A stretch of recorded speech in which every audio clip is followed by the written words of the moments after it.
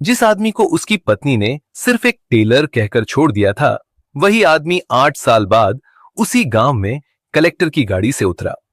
और जब उसने अपनी पत्नी की झोपड़ी के सामने कदम रखा तो पूरा सिकंदरपुर जैसे सांस लेना भूल गया। ये कहानी है उत्तर प्रदेश के छोटे से गांव सिकंदरपुर की। एक ऐसा गांव जहां कच्ची गलियां बरसात में कीचड़ से भर जाती थीं और सपने अक्सर गरीबी के बोझ तले दम तोड़ देते थे। गांव के आखिरी छोर पर एक पुराने पीपल के पेड़ के नीचे एक छोटी सी सिलाई की दुकान थी। दुकान क्या, बस एक कोना था जहां एक पुरानी सिलाई मशीन, कुछ बिखरे हुए धागे और एक खामोश लड़का बैठा रहता था, विनोद शर्मा। विनोद की उम्र मुश्किल से 22 साल थी। दिन भर वह दूसरों के फटे कपड़े सिलता, लेकिन रात होते ही एक और काम करता, अपने सपनों को सिलने का। आप सोच रहे होंगे, एक टेलर और सपने? हां, क्योंकि जब पूरा गांव सो जाता था तब विनोद एक पुरानी किताब खोलकर पढ़ाई करता था। उसकी आंखों में एक अजीब सी चमक थी, जैसे वह वहां नहीं, कहीं और खुद को देख रहा हो। गांव वाले अक्सर मजाक उड़ाते, अरे टेलर पढ़ लिख कर क्या कलेक्टर बनेगा? और फिर सब हंस पड़ते। विनोद भी बस हल्का सा मुस्कुरा देता। उसकी मां गीता देवी चुपचाप उसे देखती रहती। कभी कभी उनकी आंखें भर आती। उन्हें पता था कि उनका बेटा सिर्फ कपड़े नहीं सील रहा, वह अपनी टूटी हुई किस्मत को भी सीने की कोशिश कर रहा है। इसी गांव में रहती थी मोनिका, सुंदर, पढ़ी लिखी और बड़े सपनों वाली लड़की। मोनिका का दिल गांव की सादगी में नहीं, शहर की चमक में बसता था। वह ऐसी जिंदगी चाहती थी जहां लोग उसे सम्मान से देखें, जहां उसका पति कोई बड़ा आदमी हो। लेकिन किस्मत ने उसके लिए कुछ और ही लिख रखा था। जब मोनिका और विनोद की शादी की बात चली तो गांव में फुसफुसाहट शुरू हो गई। लड़की तो बहुत अच्छी है, लेकिन लड़का, वह तो बस एक टेलर है। मोनिका के पिता रामदीन के पास ज्यादा विकल्प नहीं थे। उम्र बढ़ रही थी, रिश्ते कम थे और हालात कमजोर। आखिरकार उन्होंने इस रिश्ते के लिए हां कर दी। शादी सादगी से हुई, ना कोई बैंड, ना बारात की चकाचौंध, बस कुछ लोग, थोड़ी मिठाई और ढेर सारी उम्मीदें। मोनिका ने सोचा शायद शादी के बाद सब बदल जाएगा, लेकिन कुछ हफ्तों में ही उसे एहसास हो गया कुछ भी नहीं बदला था। सुबह विनोद दुकान पर जाता, शाम को वापस आता। घर में वही तंगी, वही संघर्ष, वही सादा जिंदगी। मोनिका का दम घुटने लगा जब वह दूसरी औरतों को अपने सरकारी नौकरी वाले पतियों के साथ खुश देखती तो उसके अंदर एक सवाल उठता, क्या मेरी जिंदगी हमेशा ऐसी ही रहेगी? विनोद उसकी बेचैनी समझता था। वह अक्सर कहता, बस थोड़ा समय दो, मैं सब बदल दूंगा। लेकिन कभी कभी शब्द हालात से छोटे पड़ जाते हैं। एक दिन गांव में पंचायत बैठी हुई थी। पूरा गांव जमा था, हंसी मजाक का माहौल था। तभी किसी ने विनोद पर तंज कस दिया, क्यों विनोद, आज कितनी कमाई हुई? 2-4 फटे कपड़े और सिल लिए। लोग हंस पड़े। यह हंसी मोनिका के दिल में तीर की तरह लगी। सालों से दबा हुआ दर्द और गुस्सा अचानक बाहर आ गया। उसने सबके सामने विनोद की तरफ देखा और कहा, मैंने सोचा था मुझे एक सफल पति मिलेगा, लेकिन मुझे तो सिर्फ एक टेलर मिला है। पूरा गांव खामोश हो गया। विनोद ने कुछ नहीं कहा, ना गुस्सा, ना सफाई। उस रात मोनिका घर छोड़कर चली गई। बिना कुछ कहे घर में सन्नाटा फैल गया। विनोद देर तक वहीं बैठा रहा। मां एक कोने में खामोश थी। उन्होंने बेटे के कंधे पर हाथ रखा, लेकिन शब्द उनके पास भी नहीं थे। अगली सुबह गांव में खबर फैल गई, टेलर की बीवी उसे छोड़कर चली गई। कुछ लोग हंसे, कुछ ने सहानुभूति दिखाई। उस दिन विनोद दुकान पर नहीं गया। वह पीपल के पेड़ के नीचे बैठा रहा जहां से उसकी कहानी शुरू हुई थी। सूरज ढल रहा था और पहली बार उसकी आंखों से आंसू बह निकले।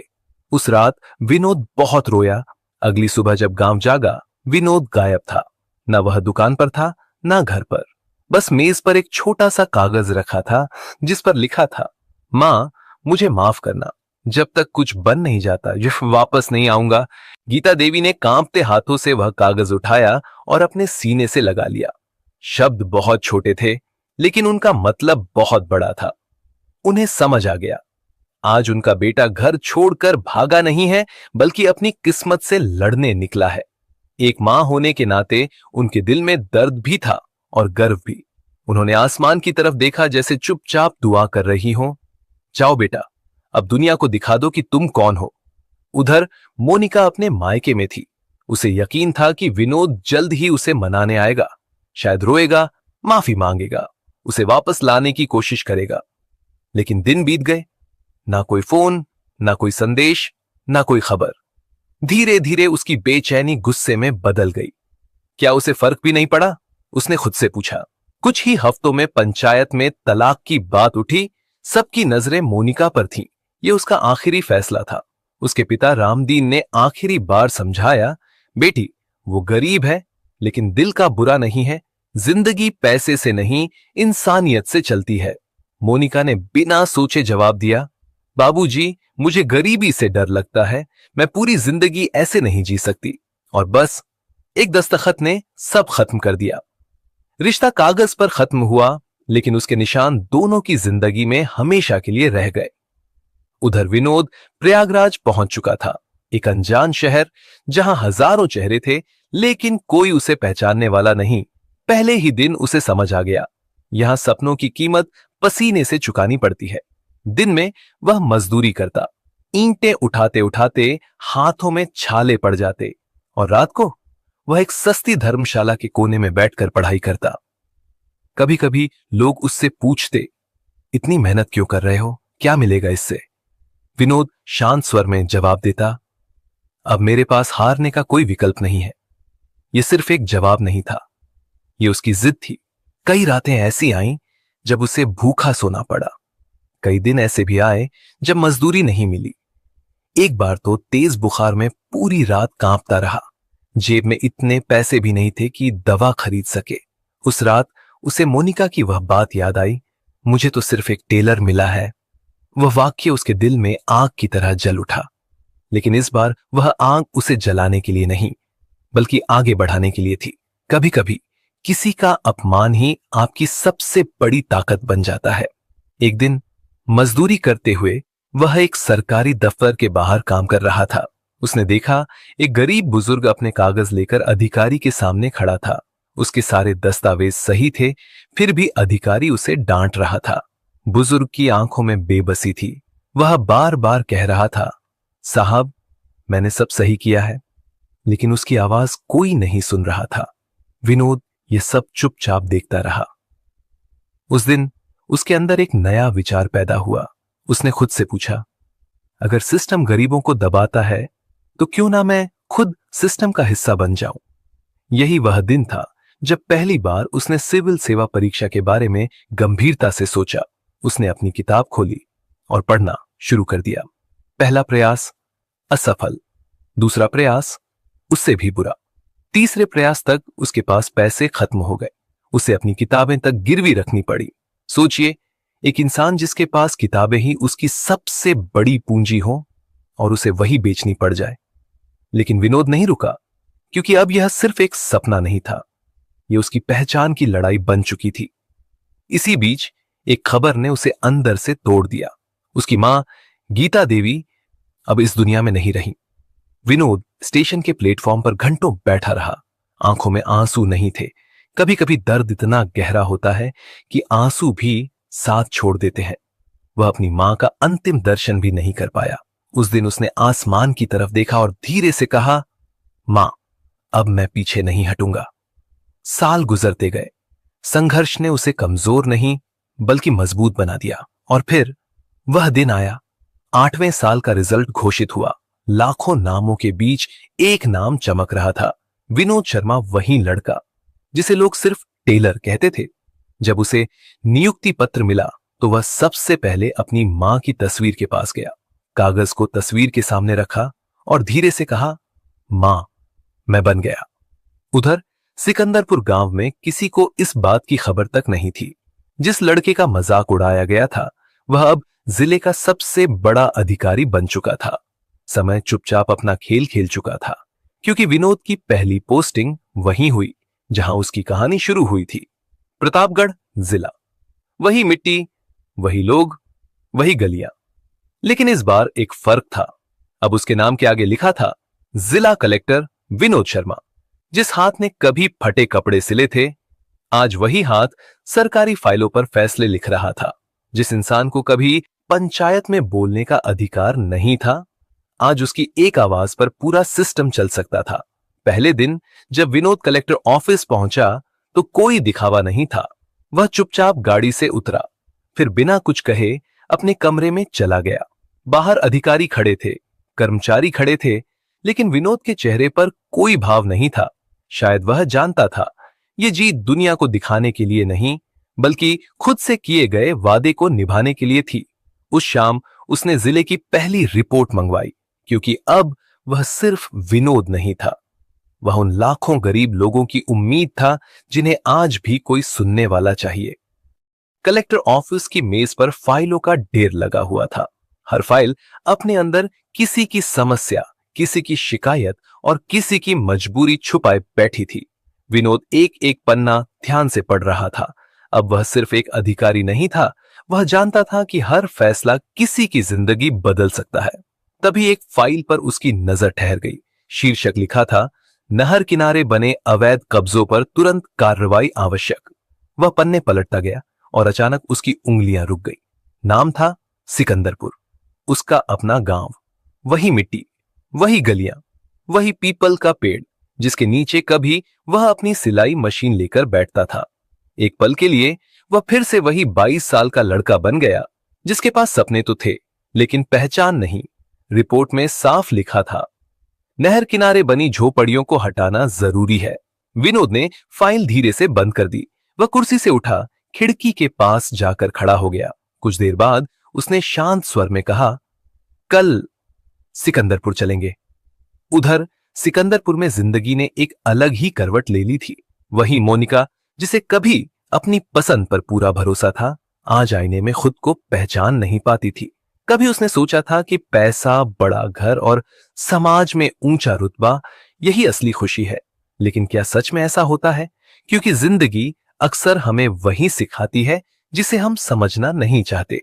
विनोद से अलग होने के कुछ महीनों बाद मोनिका ने दूसरी शादी कर ली थी। लड़के का नाम था अजय सिंह।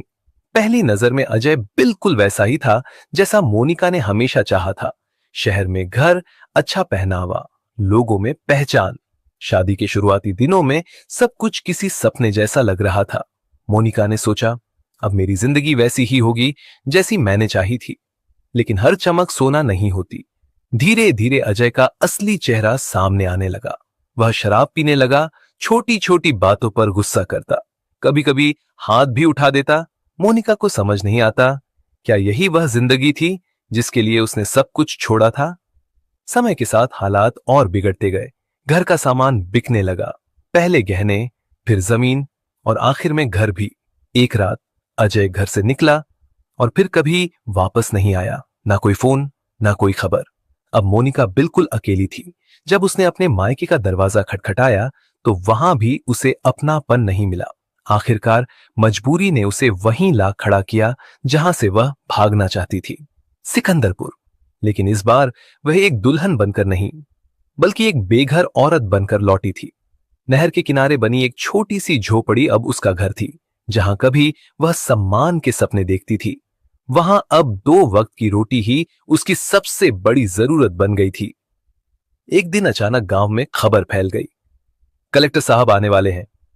ये सुनते ही पूरे गांव में बेचैनी फैल गई, खासकर उन लोगों में जिनकी झोपड़ियां नहर के किनारे बनी थीं।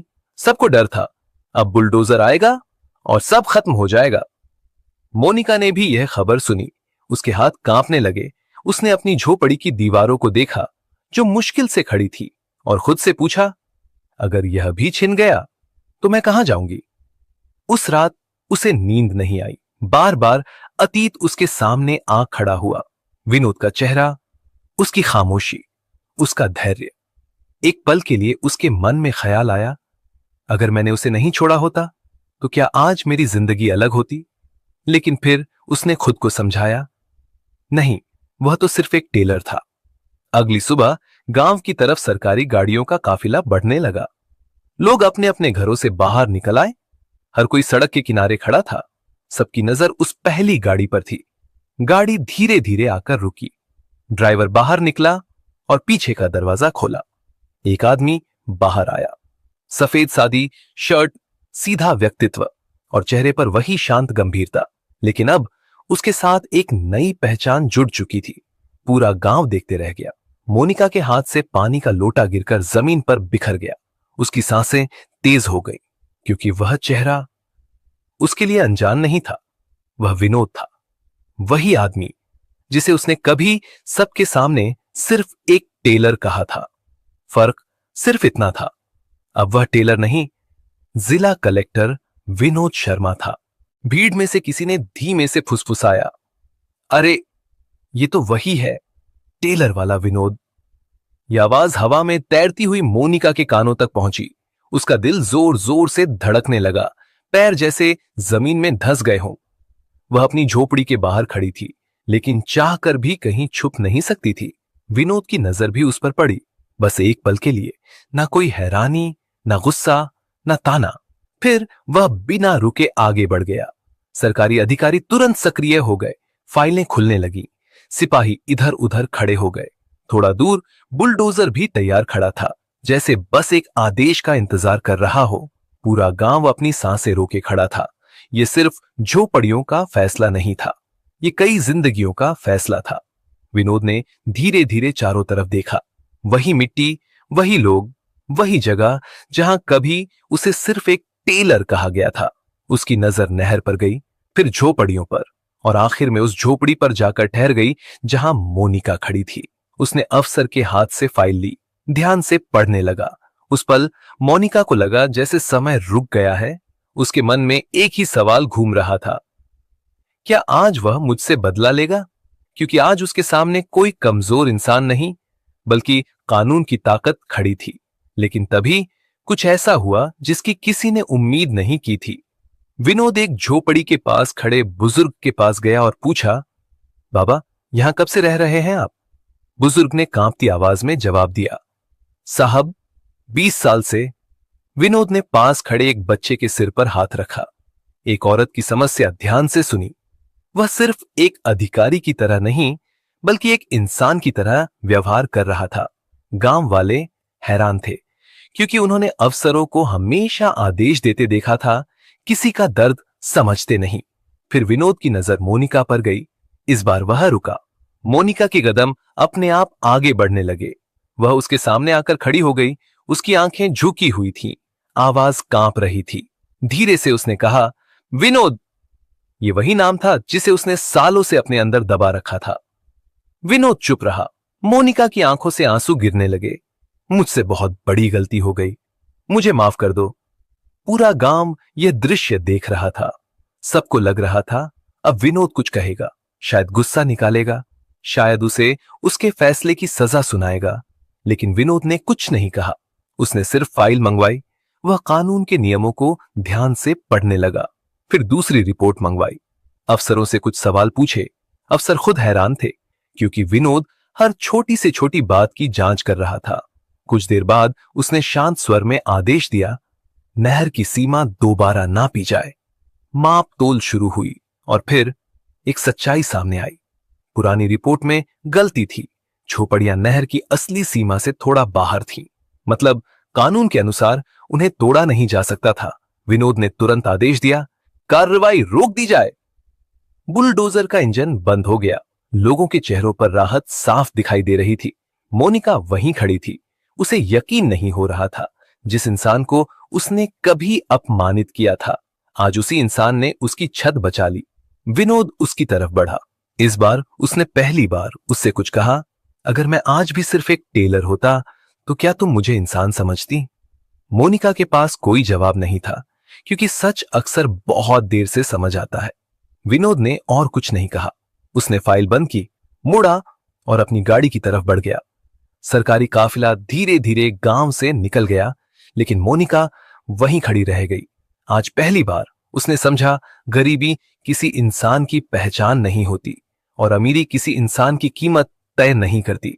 जिसे उसने कभी सिर्फ एक टेलर समझा था, असल में वही सबसे बड़ा इंसान निकला। गांव पर उस दिन जो खामोशी उतरी थी, वह साधारण खामोशी नहीं थी। ऐसा लग रहा था जैसे हवा भी फुसफुसाकर चल रही हो। लोग अपने अपने घर लौट गए, लेकिन हर आंगन, हर चबूतरे, हर रसोई में सिर्फ एक ही नाम गूंज रहा था, विनोद। अरे, वही टेलर वाला? हाँ, वही। अब कलेक्टर साहब, जिस लड़के को कभी पंचायत में खड़ा होने लायक नहीं समझा गया, वही आज जिले का सबसे बड़ा अफसर बनकर आया था और बिना एक शब्द कहे सबको आईना दिखाकर चला गया। लेकिन सबसे बड़ा तूफान गांव में नहीं, मोनिका के अंदर चल रहा था। वह अपनी झोपड़ी में दाखिल हुई और चुपचाप जमीन पर बैठ गई। पहली बार उसने खुद से सचमुच ईमानदारी से पूछा, क्या मैंने विनोद को इसलिए छोड़ा था क्योंकि मैं उससे प्यार नहीं करती थी, या इसलिए क्योंकि वह अमीर नहीं था? यह सवाल आसान था, लेकिन उसका जवाब बहुत भारी। उसे समझ आ गया, वह इंसान से नहीं, उसकी हैसियत से प्यार करती थी, और जब हैसियत छोटी दिखी तो उसने रिश्ता ही छोड़ दिया। कुछ ही दिनों बाद सिकंदरपुर में एक नई खबर फैलने लगी। लोग आपस में बात कर रहे थे, कलेक्टर साहब ने गांव में एक स्कूल बनवाने का आदेश दिया है। यह सुनकर सब हैरान थे, और जब लोगों को पता चला कि उस स्कूल का नाम गीता देवी प्राथमिक विद्यालय होगा, तो कई आंखें नम हो गईं। ये वही गीता देवी थीं, एक गरीब मां जिसने तंगी में भी अपने बेटे के सपनों को कभी छोटा नहीं होने दिया। जहां कभी पीपल के पेड़ के नीचे एक टेलर बैठकर लोगों के फटे कपड़े सिलता था, आज वहीं बच्चों की हंसी गूंजने लगी। छोटे छोटे हाथों में किताबें थीं, स्लेट पर अक्षर लिखे जा रहे थे, और पहली बार सिकंदरपुर को लगा हालात बदले जा सकते हैं। विनोद फिर कभी गांव नहीं आया। उसे लौटकर कुछ साबित नहीं करना था, क्योंकि असली जीत वही होती है जिसमें आपको अपनी सफलता का शोर मचाने की जरूरत नहीं पड़ती। लेकिन मोनिका अक्सर दूर खड़ी होकर उस स्कूल को देखती थी। जब बच्चों की हंसी उसके कानों तक पहुंचती तो उसकी आंखें भर आती। वह सोचती, अगर मैंने उस दिन उसका साथ नहीं छोड़ा होता तो क्या आज मेरी जिंदगी अलग होती? शायद हाँ, शायद वह भी उस स्कूल के उद्घाटन में उसके साथ खड़ी होती। शायद लोग उसे कलेक्टर साहब की पत्नी कहकर सम्मान देते। समय बीतता गया। मोनिका उसी झोपड़ी में रही। अब उसने शिकायत करना छोड़ दिया था, उम्मीद करना भी छोड़ दिया था, क्योंकि उसे अपनी सजा मिल चुकी थी। हर दिन उस इंसान की सफलता को दूर से देखना जिसे उसने कभी अपनी जिंदगी से निकाल दिया था, और हर रात अपने ही फैसले की सच्चाई के साथ जीना। उधर विनोद अपनी जिम्मेदारियों में लगा रहा, लेकिन एक फर्क था, वह कभी अपने अतीत को नहीं भूला। वह जानता था गरीबी क्या होती है, अपमान क्या होता है, अकेलापन क्या होता है, और शायद यही वजह थी कि वह एक अलग तरह का अधिकारी बना। वह लोगों पर हुक्म नहीं चलाता था, बल्कि उनकी मदद करता था। आज भी सिकंदरपुर के लोग ये कहानी सुनाते हैं, एक टेलर की कहानी, एक टूटे हुए रिश्ते की कहानी, और एक ऐसी कामयाबी की कहानी जिसने बिना बदला लिए सबको जवाब दे दिया। और इस कहानी की सबसे बड़ी सीख क्या है? ये कि किसी इंसान की कीमत उसके आज के हालात से नहीं, उसके इरादों से तय होती है। आज जो इंसान कमजोर दिखता है, कल वही सबसे मजबूत बन सकता है। आज जो संघर्ष कर रहा है, कल वही इतिहास लिख सकता है। इसलिए कभी भी किसी को उसके काम, उसकी गरीबी या उसकी वर्तमान स्थिति से मत आंकिए, क्योंकि वक्त को बदलते देर नहीं लगती।